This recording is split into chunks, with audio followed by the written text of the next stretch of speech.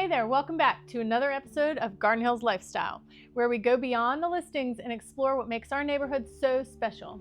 Today we're touring the monuments and memorials of Garden Hills, quiet markers of history, family, and community that you've probably passed dozens of times. From granite pillars to dedicated benches, these landmarks tell the story of neighbors who've built, lived, and loved here for generations.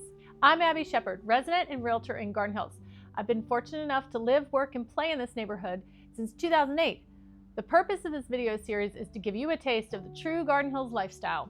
So whether you're a current resident or thinking of moving to the neighborhood, my hope is that you'll find this information helpful and informative. And as always, if you're looking to buy, sell, or simply plug in and get connected, you can call me. For all things Garden Hills, your neighbor, Abbie Shepherd.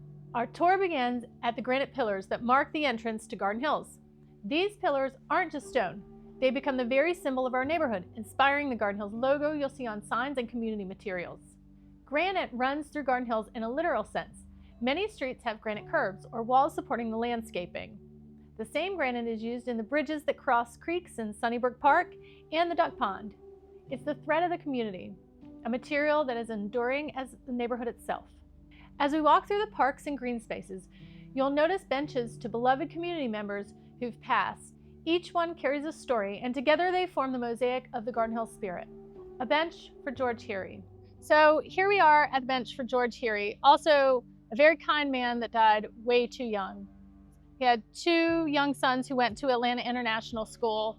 George was a realtor in Atlanta whose family had deep roots in real estate and architecture, and I had the pleasure of working with him many times on real estate transactions. And let me just tell you, George was the kindest man to be involved with in transaction. He had a heart of gold and he cared so much.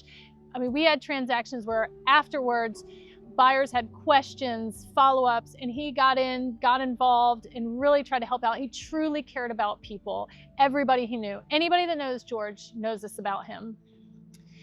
He also worked in the neighborhood on many zoning committees, negotiating out, again, for the neighbors, with developers, working on some win-win solutions, and he poured his heart, his time, and energy into the neighborhood.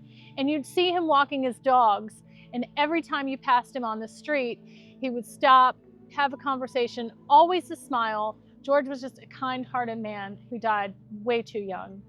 So here we have his bench that also embodies the spirit of Garden Hills for caring and community all in one. A bench for Lucy Soto. Lucy Soto passed away suddenly in 2022 at just 52 years old. A wife, mother of four, and a journalist, she lived with unmatched joy, faith, and generosity. So I first met Lucy when she hosted a dinner party at her house on Rumson Road. It was a paella party, one of the sign-up parties for the gala. And we had so much fun. It was packed with people. They loved to entertain and loved to celebrate.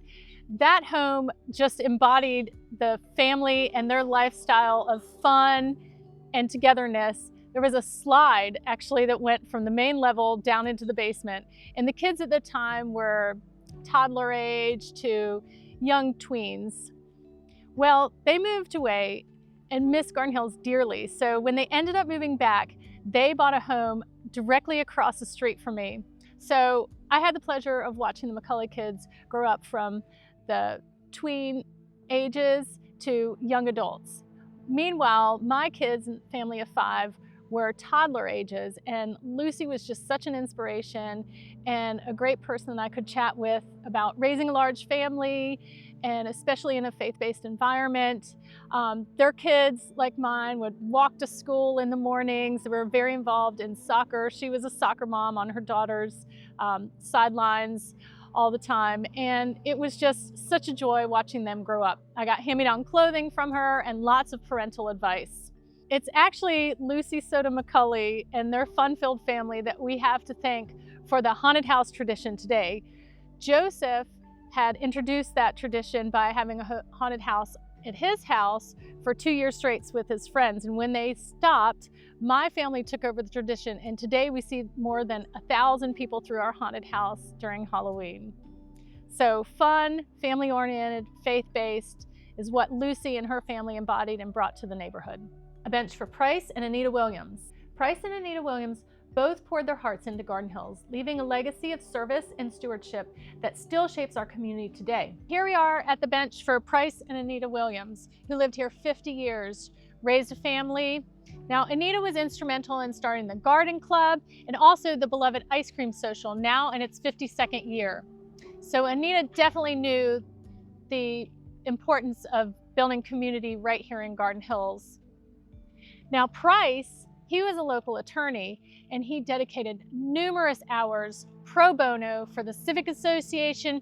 He was very involved in the Lindbergh MARTA development and negotiating that huge project and getting concessions for the neighborhood. I mean, Price was the guy who just hours and hours on end, he was our attorney for the neighborhood for many, many years. And he also worked on a lot of community park cleanups in the neighborhood. He worked for Habitat for Humanity, so volunteerism and extra hours pouring his heart and soul into the neighborhood was what Price was all about. Together, Price and Anita embodied what it means to be true neighbors, leading with both their minds and their hands to make Garden Hills a stronger, more connected place. A bench for Ken Brook. Ken Brook lived a life of service, adventure, and community. After graduating from the U.S. Air Force Academy in 1981, he went in to train pilots, fly F-16s, and later build a career as a Delta captain. In 1997, he became a proud father of his only child, John, and in 2003, he married our beloved neighbor, Tammy Jordan. Here we are at the bench of Ken Brook, always seen at the pool with a smile, flipping pancakes, always involved in the social thread of the neighborhood. Now, Tammy Brook, his wife of 14 years, was also very involved. She was a garden club president for years. She's always helpful in our ice cream social, bake sales, our Halloween kids parties, and the like. I first met Ken when I played bunco with Tammy. She had a monthly bunco group, and Ken was always in the background making sure the ladies had everything they need and were taken care of. Just a wonderful host.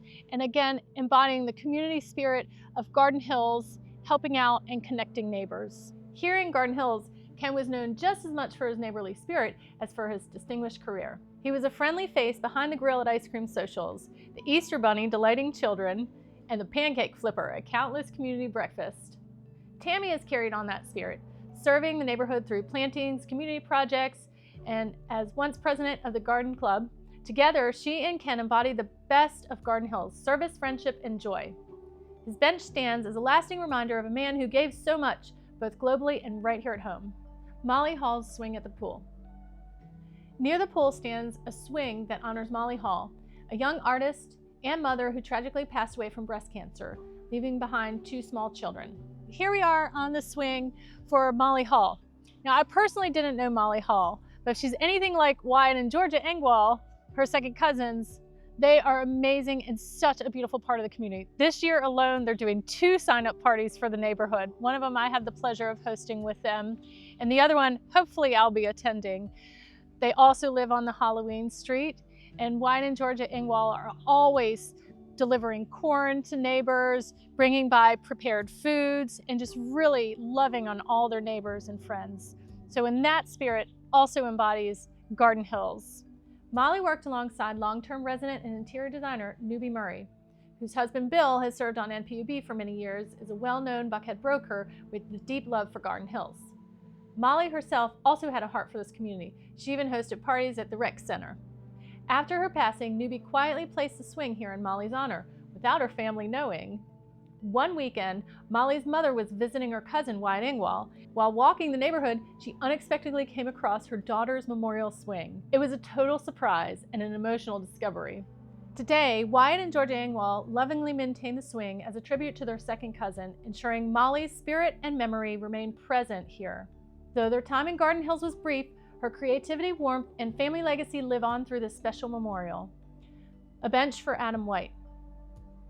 Adam White, an Atlanta native with a passion for drama, music, and adventure, was just 26 years old when he lost his life in the September 11th attacks. Here we are on the bench for Adam White. So I never got the chance to meet Adam White. I moved to the neighborhood in 2008.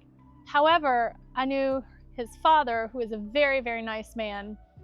I actually met him because I was good friends with the next door neighbor, Ann and Andy Garrard.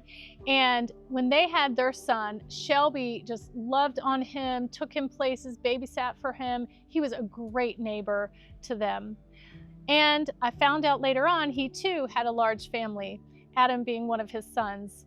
His other son, Petey, actually works at the Ace Hardware up the store. So again, a family with deep roots in Garden Hills that embody that community spirit, loving neighborly friendship, and long-lasting roots here in Garden Hills. We miss Shelby dearly as well. He passed last year. Adam's bench in Garden Hills reminds us not only of his energy and brilliance, but also of the fragility of life. It stands as a tribute to a young man who lived fully and whose loss continues to touch our community. A bench for Betty Lou Clark. Betty Lou Clark, born and raised here in Garden Hills, is remembered with a bench gifted by her husband. Her roots in this neighborhood remind us how deeply connected families are to this community. At the very center of Garden Hills is a roundabout dedicated to Chris Floyd, a beloved neighbor whose life and legacy continue to be felt here today.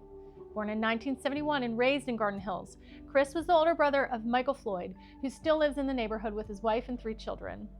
All right, so this monument is all about the children because Christopher volunteered on staff at the Peachtree Road United Methodist with children's activities for many years and loved being with children.